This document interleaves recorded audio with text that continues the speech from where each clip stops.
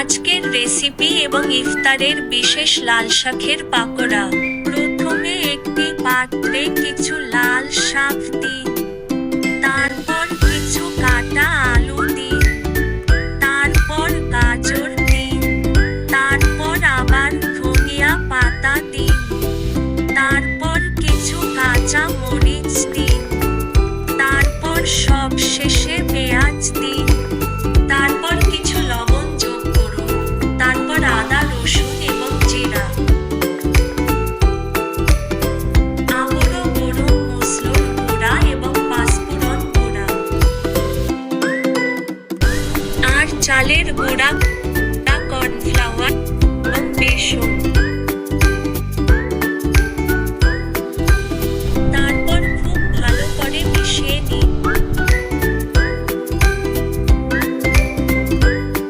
তারপর কিছু বল তৈরি করুন এবং ধীরে ধীরে তেল দিয়ে বড় প্যানে রাখুন।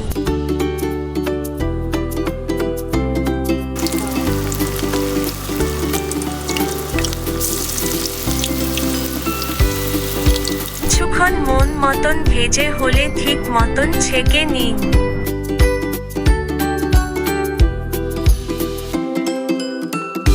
হয়ে গেল রেডি আপনার সুস্বাদু লাল শাকের পাকোড়া। যদি ভিডিওটি ভালো লেগে থাকে তাহলে লাইক